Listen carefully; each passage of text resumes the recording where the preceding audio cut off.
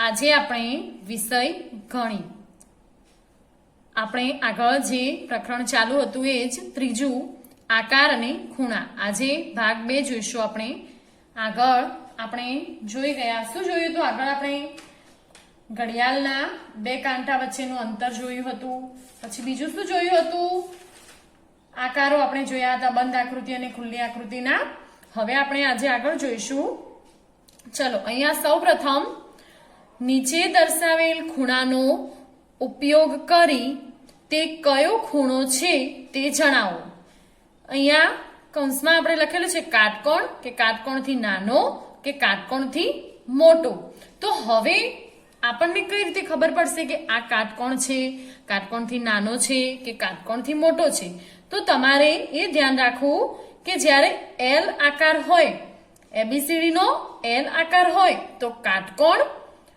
અને એલ થી જો નાનો ખૂણો હોય તો કયો કાટકોણથી નાનો અને જો એલ થી મોટો ખૂણો એટલે કે એલ કરતા મોટો ખૂણો જતો હોય તો એને કાટકોણથી મોટો તો ચાલો સૌપ્રથમ પહેલી આકૃતિ અહીંયા જુઓ આપણી દોરેલી છે તો આ કેવો છે એલ થી નાની છે એટલે કે આ એલ થી નાની આકૃતિ છે તો આને કયો કહીશું આપણે કાટકોણથી નાનો તો અહીંયા લખીશું આપણે કાટકોણથી નાનો હવે બીજા નંબરની આકૃતિ જોઈએ જો અહીંયા ખૂણો સૌપ્રથમ પહેલા અહીંયા આપણે દર્શાવી દઈએ આ ખૂણો જુઓ તો અહીંયા શું થાય છે કાટકોણથી નાનો થાય છે હવે બીજું જોઈએ એ રીતે તો બીજી જુઓ એલ આકાર પડે છે શું પડે છે અહીંયા એલ આકાર તો અહીંયા જુઓ કાટકોણ રચાય છે શું રચાય છે અહીંયા કાટકોણ તો આને શું લખીશું કાટકોણ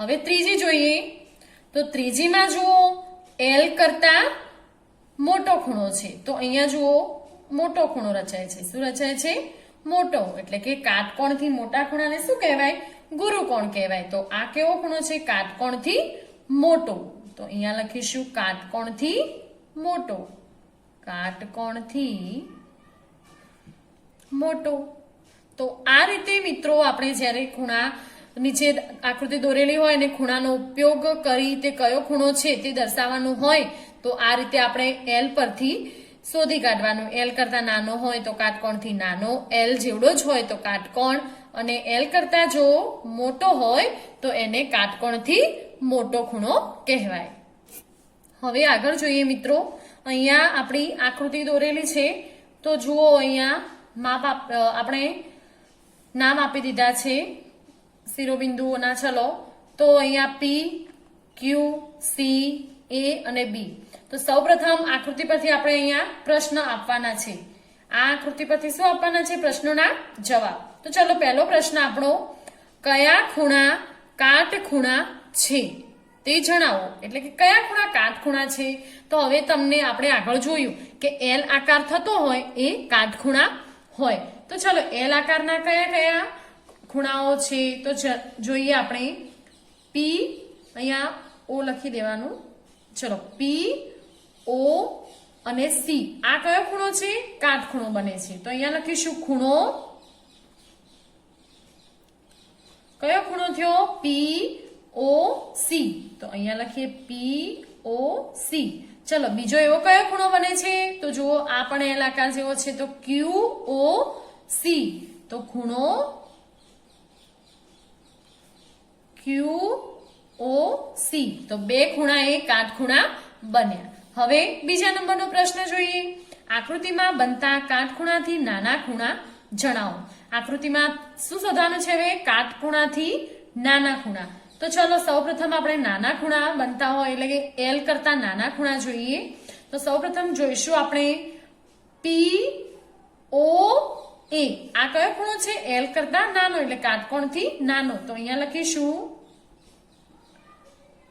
ખૂણો કયો લખીશું પી ઓ એ બની ગયો એક ખૂણો ચલો બીજો જોઈએ ખૂણો બી ઓ એ ખૂણો બી ઓ એ હજુ ત્રીજો બને છે તો હા ખૂણો ચલો ત્રીજો કયો બને છે બી ઓ આ કયો ખૂણો બને છે? ચલો BOQ આ પણ કાટકોણથી નાનો છે તો અહીંયા લખીશું ખૂણો BOQ. તો 3 ખૂણા એ કાટકોણથી નાના છે. હવે ત્રીજા નંબરનો પ્રશ્ન જોઈએ. આકૃતિમાં બનતા કાટખૂણાથી મોટા ખૂણા જણાવવાના છે. કેવા ખૂણા? મોટા. તો ચલો મોટા આપણે શોધીએ હવે. તો સૌપ્રથમ આપણે મોટા જોઈશું. તો ચલો ખૂણો COA આ કયો ખૂણો છે? કાટકોણથી મોટો બને છે. જુઓ COA તો અહીંયા લખીશું ખૂણો COA. ચલો બીજો ખૂણો એવો કયો બને છે કાટકોણથી મોટો હોય એવો? તો ચલો QO અને A આ પણ ખૂણો કેવો છે? કાટકોણથી મોટો તો અહીંયા લખીશું QOA. હજુ ત્રીજો ખૂણો બને છે ક્યાંય? તો હા જુઓ ચલો ખૂણો POB આ કેવો ખૂણો બન્યો? મોટો બન્યો કાટકોણથી તો POB આ મોટો ખૂણો બન્યો. હજુ બીજો બને છે તો જોઈએ ખૂણો C કયો છે? C આ CO અને B આ કેવો ખૂણો બન્યો? મોટો તો COB. તો 4 ખૂણા કાટકોણથી મોટા ખૂણા બન્યા. જુઓ હવે આપણે આગળ જોઈએ. નીચે આપેલી ઘડિયાળના કલાક કાંટા અને મિનિટ કાંટા વચ્ચે કયો ખૂણો બને છે તે જણાવો. તો કલાક કાંટો અને મિનિટ કાંટા વચ્ચે કયો ખૂણો બને છે તે હવે આપણે અહીંયા જણાવવાનું છે. તો ચલો સૌપ્રથમ અહીંયા જોઈએ આપણે પહેલી ઘડિયાળમાં. તો જુઓ પહેલી ઘડિયાળમાં કેટલા વાગેલા છે? કલાક કાંટો 3 ઉપર છે અને મિનિટ કાંટો 1 ઉપર છે. તો અહીંયા કેટલા વાગ્યા છે? તો 3 અને 5 થઈ છે. તો અહીંયા L કરતા નાનો ખૂણો રચાય છે. કેવો? નાનો. એટલે કાટકોણથી નાનો એટલે એને કયો ખૂણો કહેવાય? લઘુકોણ. તો અહીંયા આપણે લખી દેવાનું કાટકોણથી નાનો ખૂણો. કાટકોણથી નાનો ખૂણો. હવે એ રીતે બીજી ઘડિયાળમાં જોઈએ. તો બીજી ઘડિયાળમાં જુઓ કલાક કાંટો 9 ઉપર છે અને મિનિટ કાંટો 1 ઉપર છે. તો આના અંદર 9 અને 5 થઈ છે. તો જુઓ અહીંયા ખૂણો રચાય છે. કેવો ખૂણો રચાય છે અહીંયા? તો L કરતા મોટો ખૂણો રચાય છે. તો ગુરુકોણ. તો એને કહીશું આપણે કાટકોણથી મોટો ખૂણો. કેવો ખૂણો? કાટકોણથી મોટો ખૂણો. મોટો ખૂણો. હવે જોઈએ ત્રીજી ઘડિયાળ. તો જુઓ આના અંદર કલાક કાંટો 6 ઉપર છે, મિનિટ કાંટો 3 ઉપર છે. તો કેટલા વાગ્યા છે? 6 ને કેટલી મિનિટ થઈ છે? 15 મિનિટ. 5 આ 10 10 ના અંદર 5 મિનિટ એટલે 15. તો 6 ને 15 મિનિટ થઈ છે. તો આના અંદર L રચાય છે. જુઓ અહીંયા ઊંધો L રચાય છે ને. તો આ કેવો ખૂણો હશે? કાટકોણ હશે. કેવો હશે? કાટકોણ. તો અહીંયા લખીશું કાટકોણ. હવે જોઈએ ચોથી ઘડિયાળ. તો જુઓ ચોથી ઘડિયાળમાં કલાક કાંટો કેટલા ઉપર છે? 5 ઉપર અને મિનિટ કાંટો 7 ઉપર. તો અહીંયા તો કાટકોણ રચાઈ ગયો. ચલો અહીંયા હવે જોઈએ આપણે કેવો ખૂણો રચાય છે. તો જોઈએ કેવો ખૂણો રચાય છે આ ઘડિયાળના અંદર. તો જુઓ બધા જ ધ્યાન આપજો. તો આ ઘડિયાળના અંદર કેવો ખૂણો રચાય છે? L કરતા નાનો છે. એટલે કે કાટકોણ પણ નથી, કાટકોણથી મોટો પણ નથી, કાટકોણથી કેવો છે? નાનો છે. કેવો છે? નાનો. તો કાટકોણથી નાનો ખૂણો. તો આ રીતે ઘડિયાળના અંદર જ્યારે કલાક કાંટા અને મિનિટ કાંટા દર્શાવવા હોય તો આ રીતે આપણે દર્શાવી શકીએ છીએ. હવે આપણે આગળ જોઈએ.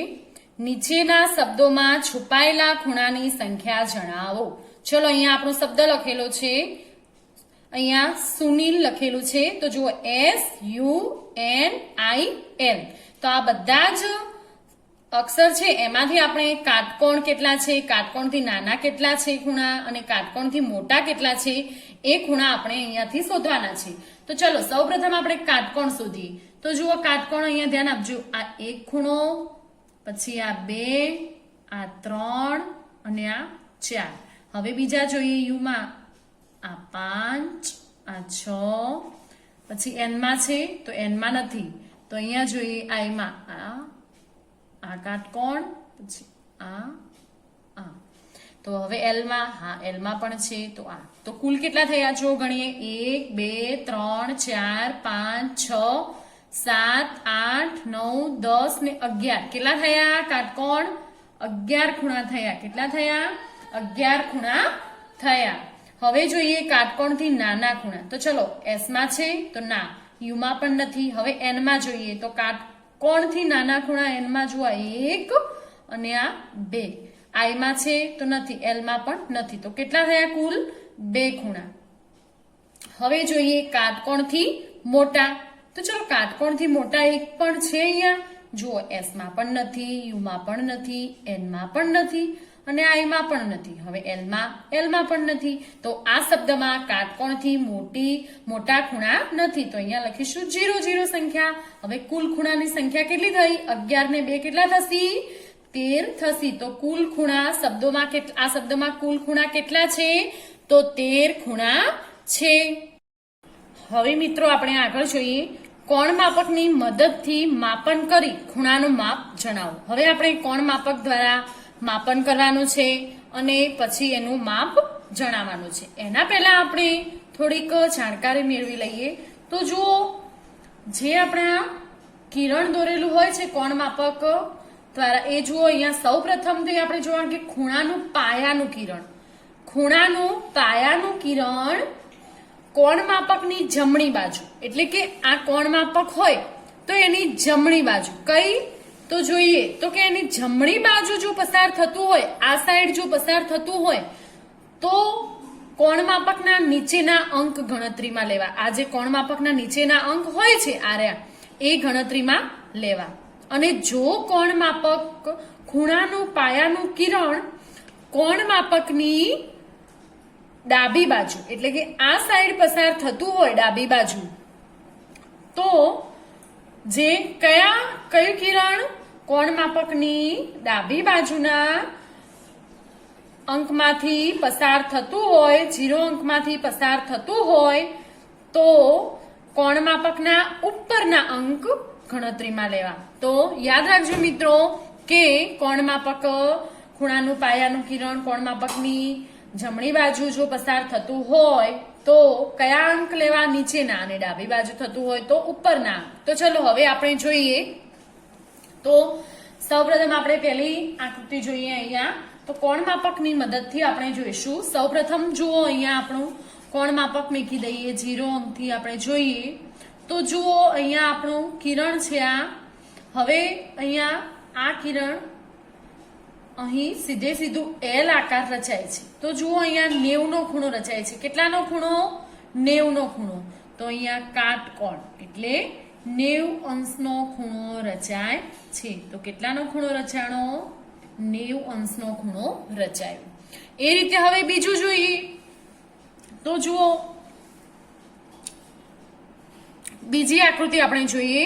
તો જોજો ખાસ બીજી, અહીંયા 0 અંકમાંથી કઈ સાઈડ જાય છે કિરણ કોણ માપકમાંથી? ડાબી બાજુ. તો ડાબી બાજુ જતું હોય તો કયા આપણે અંક ગણવાના? ઉપરના કે નીચેના? તો ઉપરના અંક ગણવાના. કયા? જો ડાબી બાજુ જતું હોય, તો ડાબી બાજુના 0 અંકમાંથી પસાર થાય તો કોણ માપકના જો અંક ગણીએ તો અહીંયા કેટલા માપક થાય છે? કેટલા માપનો ખૂણો? 110 માપનો ખૂણો થાય છે. નીચેના અંક આપણે જોઈએ તો જુઓ અહીંયા 110 અંશનો ખૂણો થાય છે. તો અહીંયા લખીશું આપણે 110 અંશ. કેટલા ખૂણો રચાયો? અહીંયા 110 અંશનો ખૂણો રચાયો. તો અહીંયા 110 અંશ આપણે લખી દઈએ. હવે એ રીતે ત્રીજી આકૃતિ જોઈએ.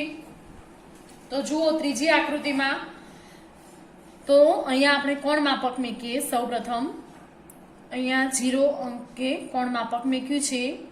હવે અહીંયા આપણે શેનું માપ લઈશું? ઉપરના અંકોનું માપ લેવાનું છે.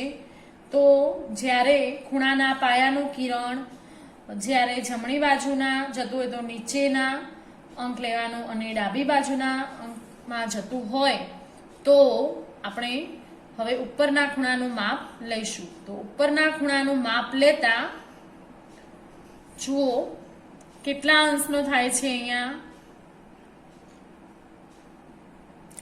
40 અંશનો થશે. કેટલા અંશનો ઉપરનો ખૂણો જોઈએ તો અહીંયા આપણે 40 અંશનો. કેટલા? 40. તો અહીંયા આપણે લખી દઈશું 40.